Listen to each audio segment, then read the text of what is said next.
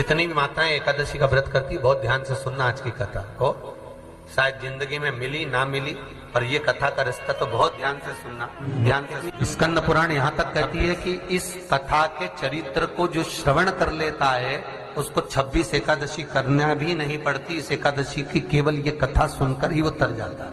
बहुत ध्यान से सुनना इसको, कथा तो बड़े भाव से सुन लो इसको, है? बड़े प्रेम से।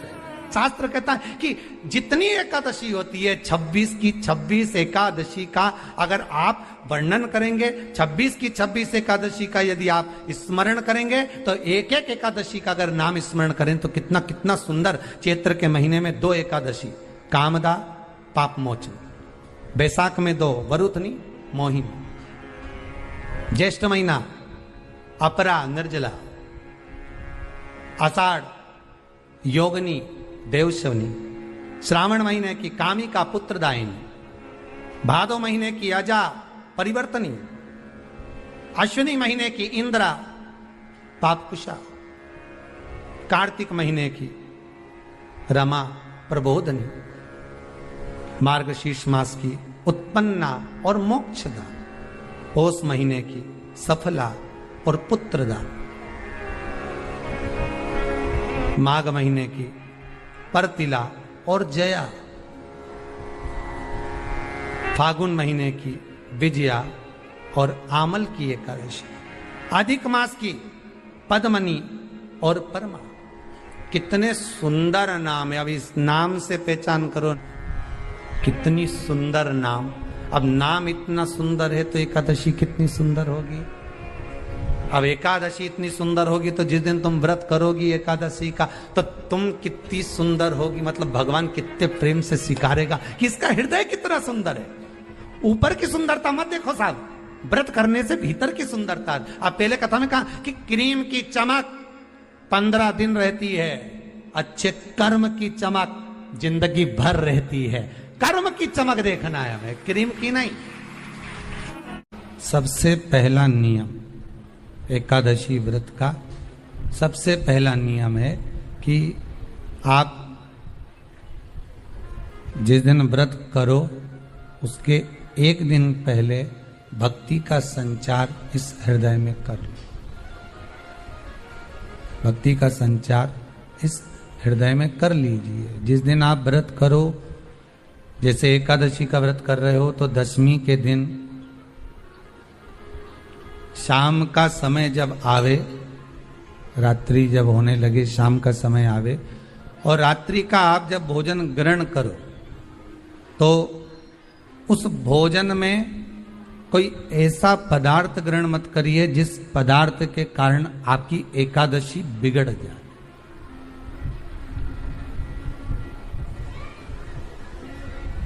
कोई बेकार भोजन में ग्रहण नहीं करना, श्रेष्ठ भोजन ग्रहण करिए दशमी के। और एकादशी का दूसरा नियम बहुत ध्यान से सुनिएगा। जिस दिन आपकी एकादशी का व्रत हो उस दिन प्रयास करिएगा कि अपने हाथ से किसी भी वृक्ष की कोई पत्ती टूटे ना। अपने हाथ से किसी भी वृक्ष की, पौधे की, किसी भी वृक्ष की पत्ती अपने हाथ से ना टूटे। बहुत ध्यान दीजिएगा महाराज। एकादशी का ये दूसरा नियम है कि अपने हाथ से किसी पौधे की, किसी वृक्ष की, किसी डाली की कोई पत्ती टूटे ना, कोई पत्ती ना टूटे, इसका प्रयास करिए।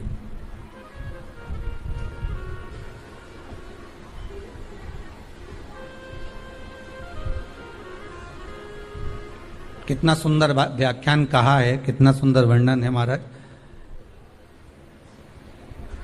कि मात्र एकादशी का व्रत कर लेने पर, मात्र एकादशी का व्रत कर लेने पर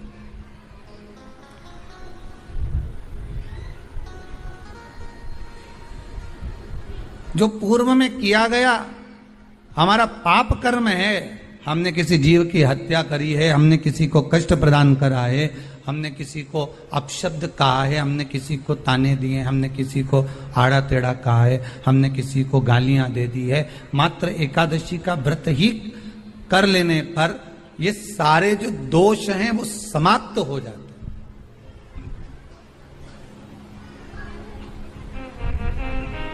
सारे दोष हमारे समाप्ति पर आ जाते हैं।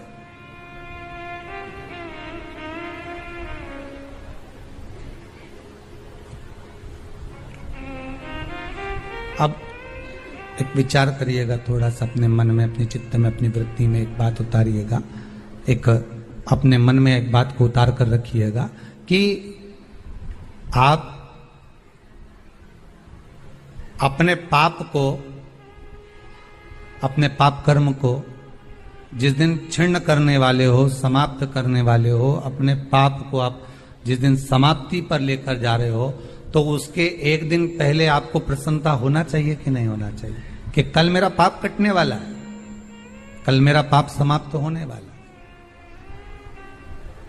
जो मैंने पाप कर्म करा है वो समाप्त होगा, जो मैंने पाप कर्म करा है वो कल समाप्त हो जाएगा। तो एक दिन पहले आपके चेहरे पर प्रसन्नता हो कि ना हो?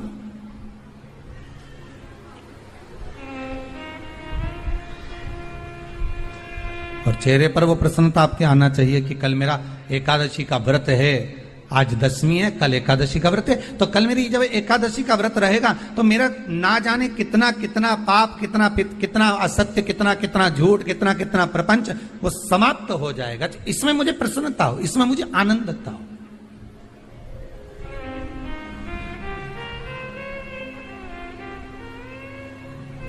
तो क्या कहा गया कि प्रयास करिएगा कि एकादशी के दिन कोई वृक्ष की, कोई डाली की, कोई कोपल की कोई पत्ती ना तोड़ी जाए। क्यों?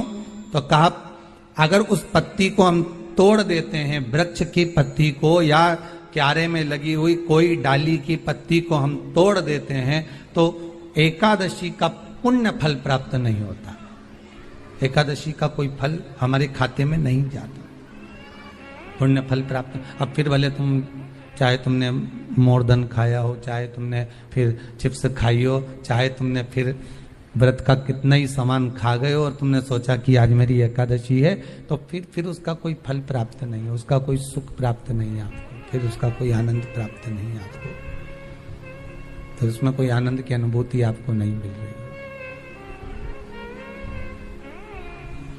को याद रखिए, गौदान और एकादशी, श्रीमद वल्लभाचार्य जी ने मायावत का खंडन करा था जगन्नाथपुरी में, और श्रीमद वल्लभाचार्य जी ने कहा था एकादशी मरने के बाद मत दो, एकादशी जीते जी दो। कहा था कि नहीं कहा था? जीते जी दान करिए। इसलिए जगदीश में, जगन्नाथपुरी में एकादशी उल्टी लटकी हुई है। करें आपने दर्शन? जगदीश में एकादशी को उल्टा लटकाया। क्यों? क्योंकि वल्लभ ने कहा कि एकादशी जीते जी दो। कई पंडितों कहते हैं तुम्हारे दादाजी मर गए, जब 12वें का दिन होता है ना तो पंडित जी संकल्प छुड़ाते हैं, दो एकादशी। बड़े बेटे ने 5 दे दी, छोटी बहू ने 3 दे दी, उसने 2 दे दी, उसने 2 दे दी, तो क्या तुम्हारे दादाजी भिखारी थे जो तुम्हारी एकादशियां लेकर जाएंगे? और तुम कौन होते हो दादाजी को एकादशी देने वाले? तुमने कौन सा इतने पुण्य कर लिए जो तुमने एकादशी दे दी?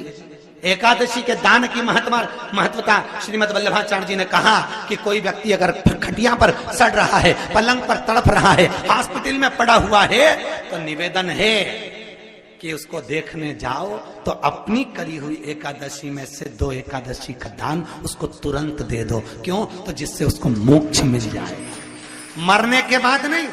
क्योंकि मरने के बाद तो वो 10वें के दिन, गरुड़ पुराण में लिखा है 10 दिन तक जीवात्मा घर की अटारी पे रहती है। कितने दिन? 10 दिन। 10 दिन के बाद जीवात्मा चली जाती है।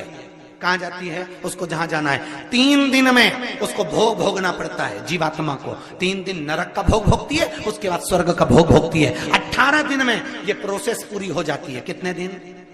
18 दिन। 18 दिन के बाद में उस जीवात्मा को धान के खेत में पटका जाता है। किसके खेत में? धान के, चावल के खेत में। इसलिए कहते हैं एकादशी के दिन चावल मत खाओ। कहते कि नहीं कहते? और क्या कहते हैं? द्वादशी के दिन चावल खाना जरूरी है। एकादशी का पालना करना है तो द्वादशी को चावल का 1 ग्रास खाओ, तब द्वादशी को चावल खाओगे तो एकादशी लगेगी। चावल नहीं खाओगे तो एकादशी नहीं लगेगी। द्वादशी को चावल खाना जरूरी है। क्यों कहते हैं? क्योंकि धान के खेत में जीव को छोड़ा जाता है, उस धान के खेत में, चावल के खेत में जीवात्मा रहती है, उसको चिड़िया खाती है तो चिड़िया के रूप में जन्म लेता है, मनुष्य खाता है तो मनुष्य के रूप में जन्म लेता है। इसलिए एकादशी के दिन चावल नहीं खाया जाता, क्योंकि एकादशी के दिन हम चावल खाएंगे तो जीव हत्या का दोष लग जाएगा। फिर कब खाना है? द्वादशी के दिन। द्वादशी के दिन क्यों खाया जाता है? क्योंकि हम एकादशी के व्रत करे रहते हैं और पहला घासा जब चावल का खाते हैं तो अपनी करी हुई एकादशी का पुण्य जितने जीव हमारे मुंह में जाते हैं उनको उसका पुण्य मिल जाता है और उनका फिर जन्म नहीं होता, वो तर जाते हैं, उनको एकादशी का भाग मिल जाता है। इसलिए कहते हैं एकादशी को चावल मत खाओ, पर द्वादशी को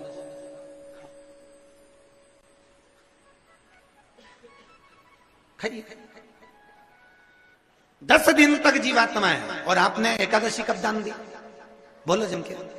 12वें के दिन, 13वें के दिन आपने एकादशी का दान दिया, वो मिली उनको? अरे बोलो अच्छे से। कई तो अभी तक कर रही होगी, हमारे दादाजी के निमित्त की कर रहे हैं, कर ले। फिर वही वाली बात आ गई, गुलाब के फूल में पानी जारी है। एकादशी के दिन शंकर भगवान को चावल का दाना चढ़ाना चाहिए कि नहीं चाहिए?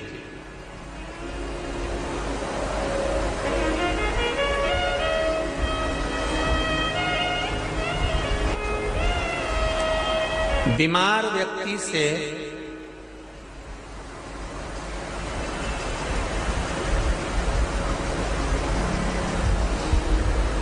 कोई बीमार व्यक्ति है, बहुत रोगीला, उसको बहुत रोग है, शुगर है, बीपी है, थायराइड है, सब कुछ है उसको,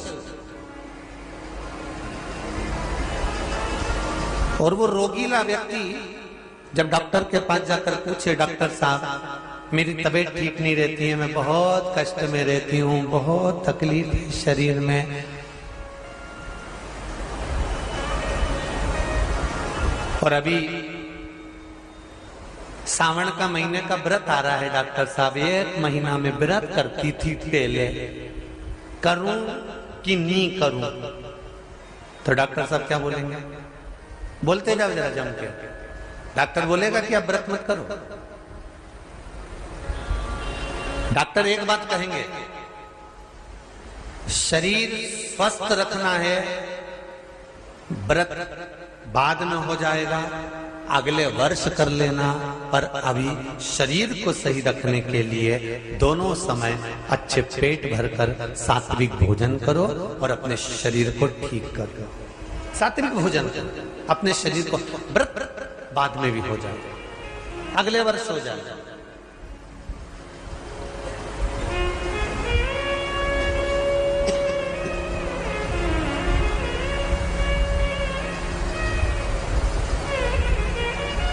अभी तुम थोड़ा सवेरे 2 बिस्कुट ले लिया करो, सुबह नाश्ता ले लिया करो, भोजन ले लिया करो, फिर दोपहर में कुछ हल्का फुल्का लेकर थोड़ी थोड़ी देर में खाते रहना चाहिए। हो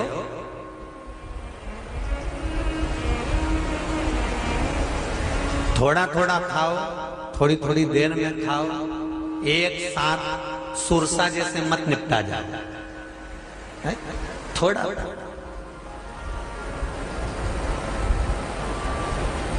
ज्यादा खाओगे और ज्यादा कमाओगे तो दूसरों को कष्ट नहीं होगा, कष्ट खुद को होगा। ज्यादा खाओगे आपाच्य हो जाएगा, रात की नींद उड़ जाएगी, शरीर में अच्छा नहीं लगेगा। ज्यादा कमाओगे, रात की नींद उड़ जाएगी, दुनिया की दृष्टि तुम पर पड़ जाएगी और तुम्हारी रातों की नींद। कमाओ भी उतना जितना खर्च कर सको और खाओ भी उतना जितना पचा सको। अति सर्वस्व वर्जक। डॉक्टर कहेंगे ये तुम्हारा व्रत जो है ना अगले साल कर लेना, इस साल मत करिए, इस साल तो आराम से भोजन वोजन करो तुम लोग, बढ़िया प्रेम से खाओ पिए। तो उसी तरह किसी ने पूछा कि चावल का दाना एकादशी पे भगवान शंकर को चढ़ा सकते हैं? चावल का दाना शंकर जी को चढ़ाते क्यों है, पहले तो वो समझ में। बेलपत्री का तो महत्व आपको बार बार बताया कि बेलपत्री शिव जी को क्यों चढ़ाई जाती है, कहीं रोग के लिए, कहीं बीमारी के लिए, कहीं किस कार्य के लिए, कहीं कोई कार्य के लिए, कहीं कोई कार्य के लिए। चावल का दाना अगर हम शंकर भगवान को चढ़ा रहे हैं तो क्यों चढ़ा रहे हैं, उसका कारण क्या है? चावल का दाना शिव को चढ़ाने का केवल एक कारण रहता है कि चावल को अक्षत कहते हैं।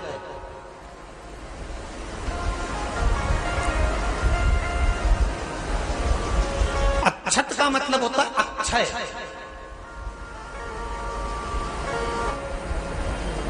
उसका मतलब क्या होता है? अक्षय, जिसका कभी क्षय ना हो। जब हम भगवान शंकर को चावल का दाना चढ़ाते हैं, जैसे बहुत ध्यान दीजिएगा महाराज, बहुत समझने वाली बात है, बहुत ध्यान से।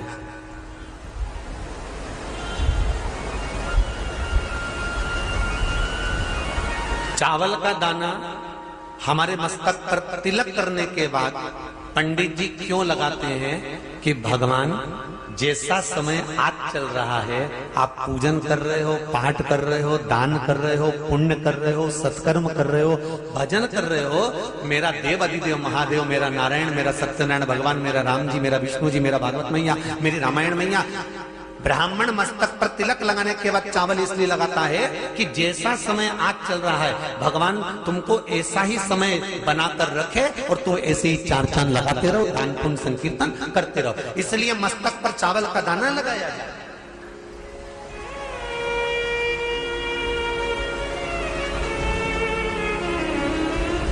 कोई मर जाता है,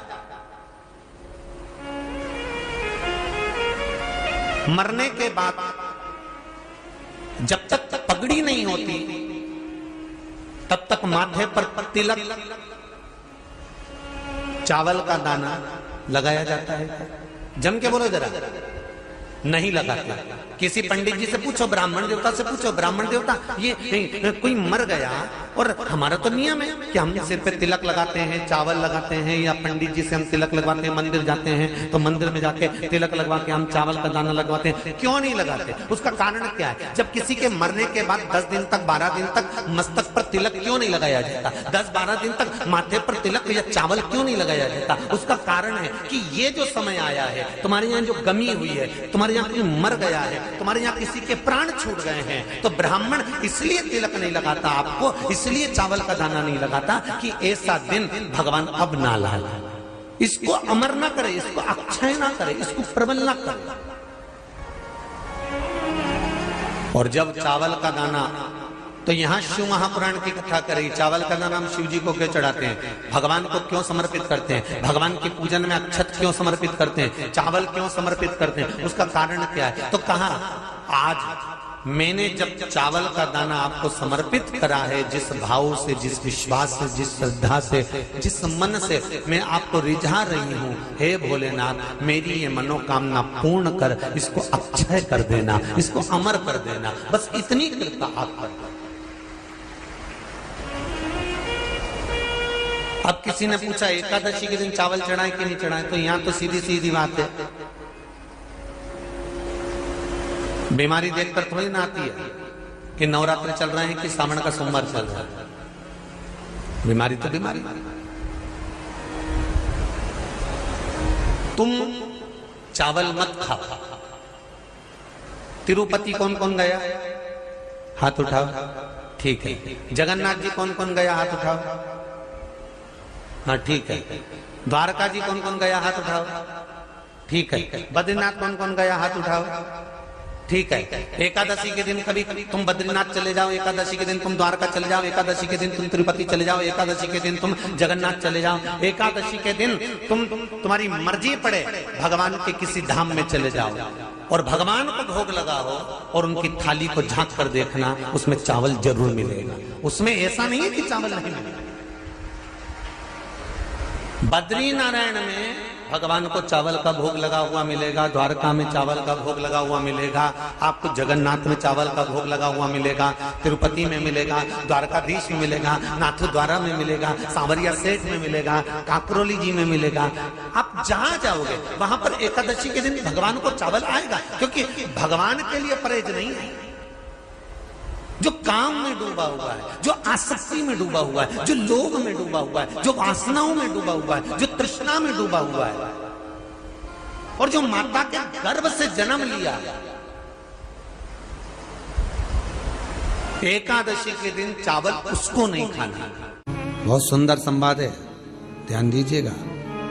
जिसके घर में कमाने वाले 2-4 हैं, पैसा तो आ रहा है पर घर में टिक नहीं रहा, डॉक्टर में, पुलिस में, एक्सीडेंट आदि में, कहीं गलत जगह पर व्यसन में अगर पैसा जा रहा है, जुए में, मांसाहार, मदिरा पान, या कहीं आया पैसा आने में कमी नहीं, आ रहा है पर टिक नहीं रहा।